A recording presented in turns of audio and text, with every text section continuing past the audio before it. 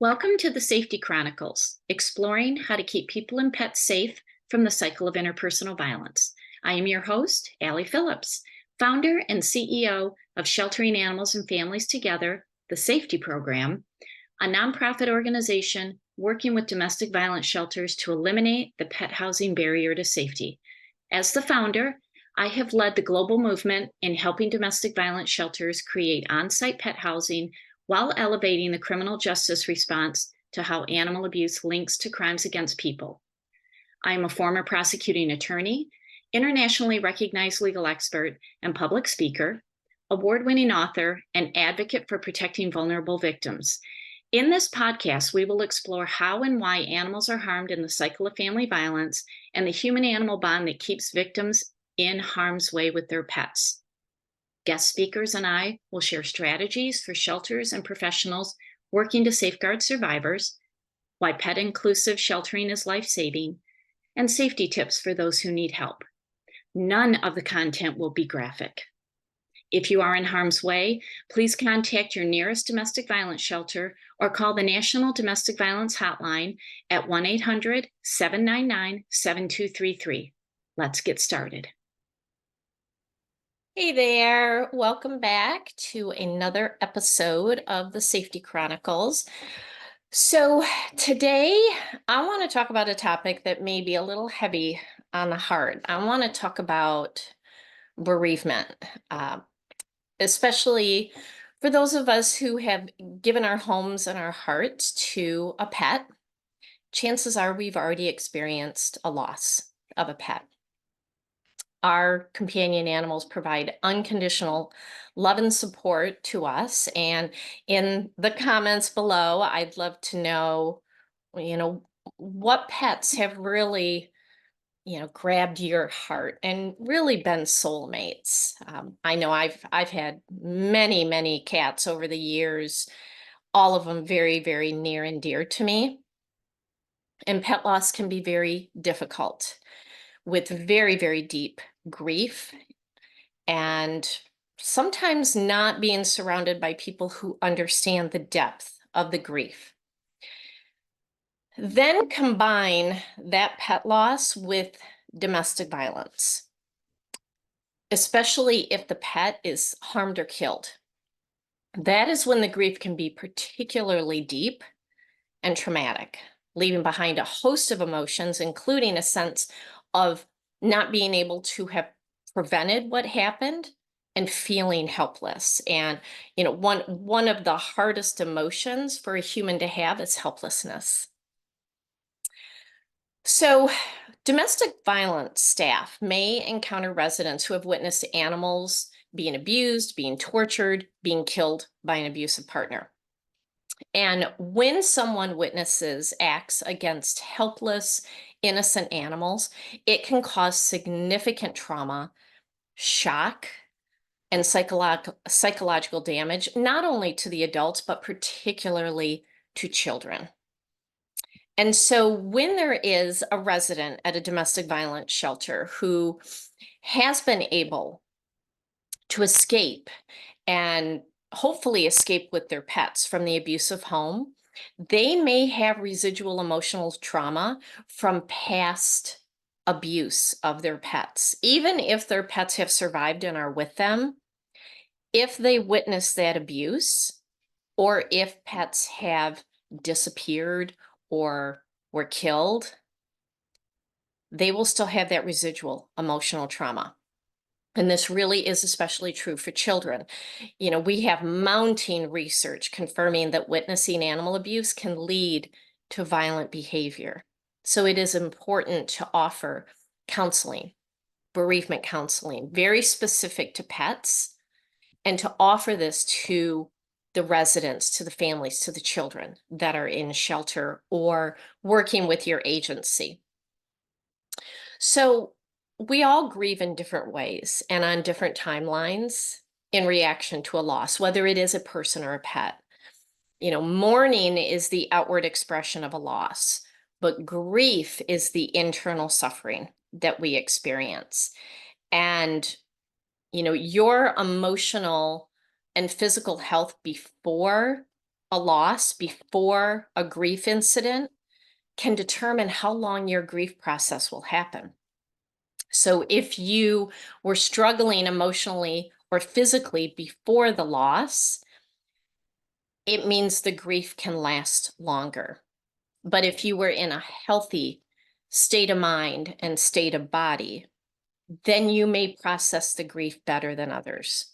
Because grief meets you where you are and it progresses from there.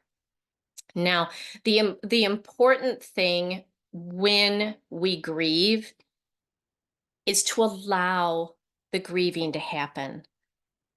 You know, I have an energy wellness business. I teach about health and wellness and energy wellness. And I talk a lot about grief and the different energy tools that can help, you know, like essential oils and crystals and energy healing and mindset work.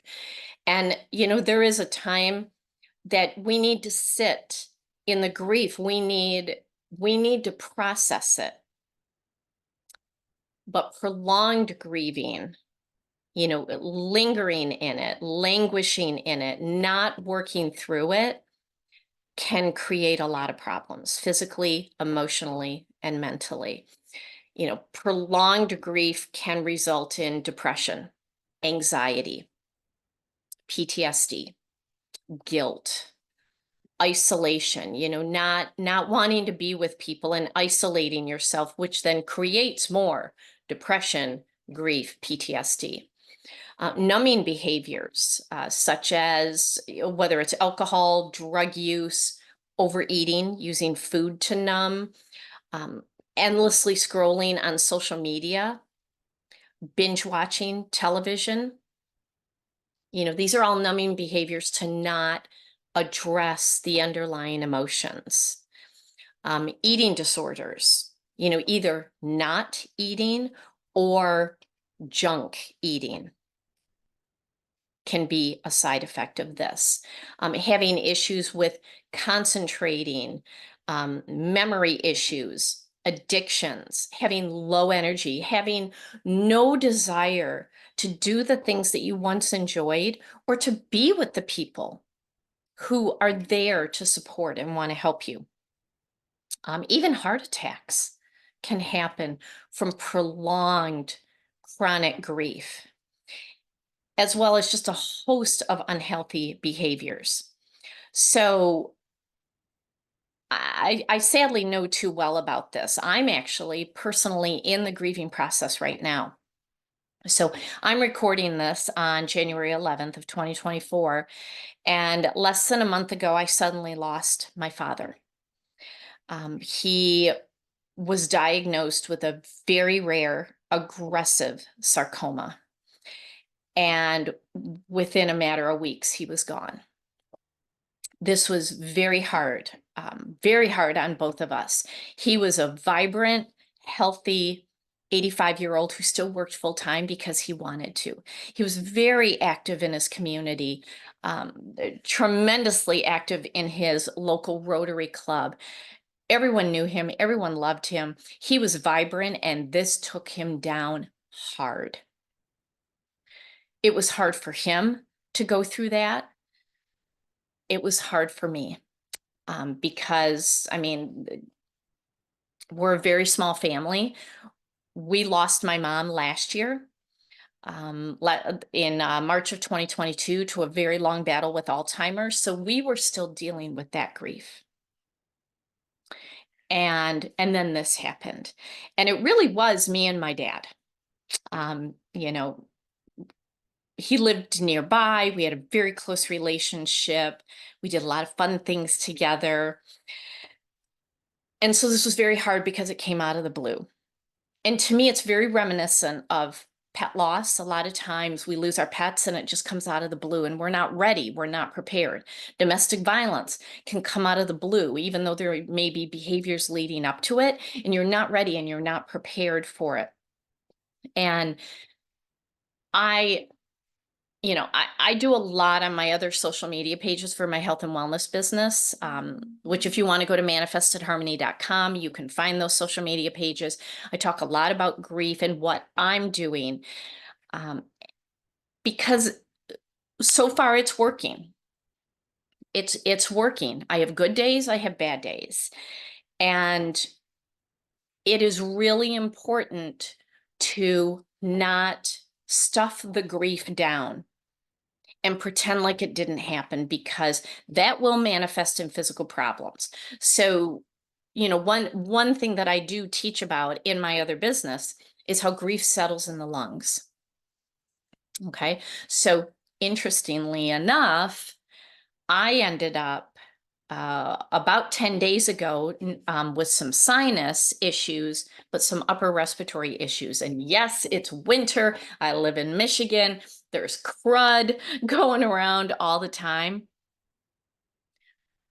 I'm too healthy, really, to succumb to that.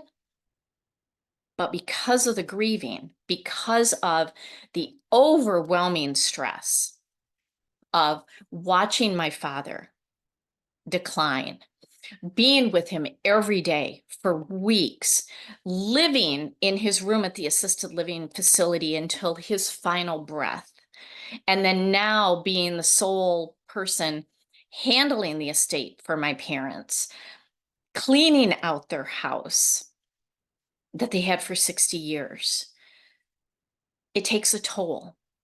And so I share my experience with grief. Plus, I've lost 6 of the most precious felines. And it does take a toll. And I find in the grieving process that physically you will feel it at some point, almost when the dust settles and you can start to relax a little bit. That's when I find people get sick. Okay. Just know that, recognize that, but make sure that you are talking with people who can help you. And maybe it is a trained therapist. Maybe it is somebody who is trained in pet bereavement. Maybe it's just a dear friend who can simply listen. Because sometimes that's all we need. We just need somebody to listen. We also just need to know that somebody is out there. So I literally just got off the phone with one of my dearest friends, and she's a social worker, and she does not only a lot with women and children, but she does a lot of animal rescue. And this whole time, since it started, since my dad, got sick, got the diagnosis, since he has passed, I mean, it's literally just been a matter of months. She texts me every day.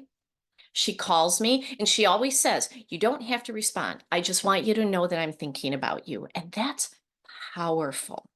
Okay. So I just want to share that. So as part of the SAFeTY program, we recommend, if you are a domestic violence shelter or a domestic violence agency, we recommend locating a trained pet bereavement counselor to provide support to your residents as they need it. And if you're wondering where you can find a trained pet bereavement counselor, go to your animal protection partner, that partner animal shelter or animal rescue organization, and ask them if they know a pet bereavement counselor. Put it out to your community, put it out on your social media pages and ask, is there a trained pet bereavement counselor?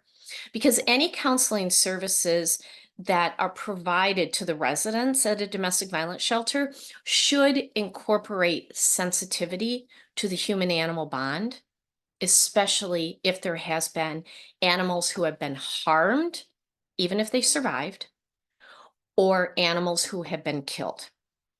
Because this special human-animal bond should never be dismissed that they were just an animal. Okay, so if you are a pet bereavement professional, please offer your services to a domestic violence shelter, because you can truly, truly help the survivors recover, heal, and become resilient so that they can go on with their lives. All right, I hope this was helpful. And if it was, please provide a comment below. And just know that if you are grieving the loss of a companion animal, you're not alone. Okay, you're not alone. All right, take care, everybody.